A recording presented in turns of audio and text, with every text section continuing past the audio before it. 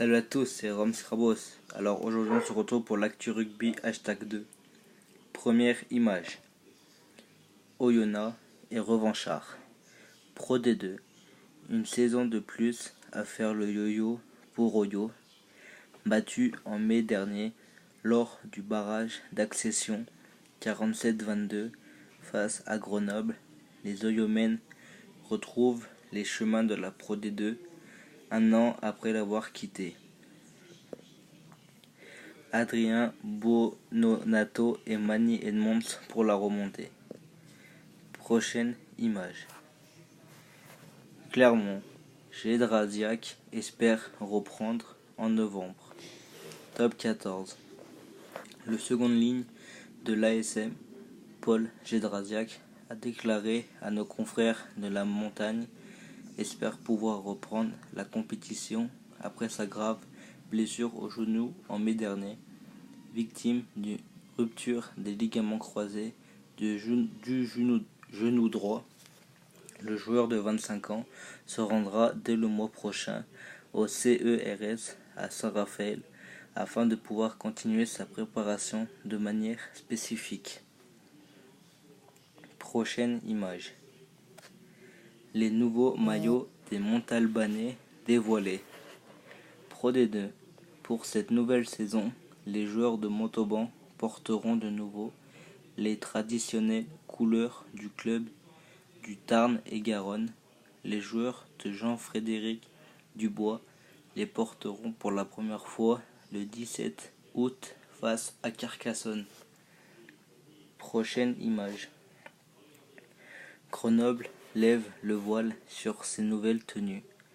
Top 14.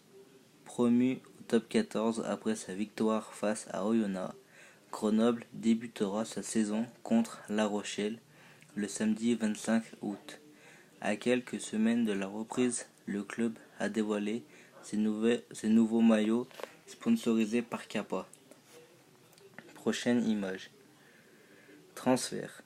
Biarritz, Nefi Leatigaga signe 2 ans à Leicester. Transfert. Le massif pilier samoan Nefi Leatigaga, 24 ans, n'est plus biarro. Il s'est engagé pour 2 ans avec le club anglais de Leicester, qui a terminé 8e de Premiership la saison dernière. Leatigaga n'aura donc joué qu'une seule saison avec le BO et pris part à 19 rencontres de Pro D2. Prochaine image. Un duel de numéro 10. Super Rugby. La finale du Super Rugby, c'est pour le week-end. Une affiche qui propose les meilleures équipes de l'hémisphère sud du moment, avec des ouvreurs de grand talent. D'un côté, Elton Genty, joueur expérimenté et international sud-africain, et de l'autre, Richie Mo'unga, le jeune garçon, qui est dans une forme internationale. Duel. Prochaine image. International. Une légende du rugby anglais stoppe sa carrière. International. À 37 ans, la joueuse au plus grand nombre de sélections a décidé de prendre sa retraite internationale. Rochelle Clark a connu pas moins de 137 sélections et 4 Coupes du Monde. Elle met un terme à sa carrière après 15 ans de bons et loyaux services dans l'équipe nationale. Prochaine image. La pratique du rugby féminin estimée à 1111 à 1120 € par an. Féminine. La semaine dernière, Proval, le syndicat national des joueurs de rugby, publiait une étude sur les conditions de pratique des joueuses de première division élite. L'occasion de mettre une fois de plus en lumière l'univers de ces passionnés. Prochaine image. Pointu. Il peut y avoir de bonnes surprises. Top 14. Arrivés dimanche en stage à Andorre, où ils vont rester jusqu'à vendredi, les joueurs du Stade toulousain entrent dans une nouvelle phase de leur préparation estivale. Le pilier Lucas Dupointu se veut prudent et attend le début de saison pour avancer des ambitions. Prochaine image. Les arbitres sont connus. Top 14. On prend les mêmes et on recommence. Presque. Un seul changement dans la team arbitrage pour la saison 2018-2019.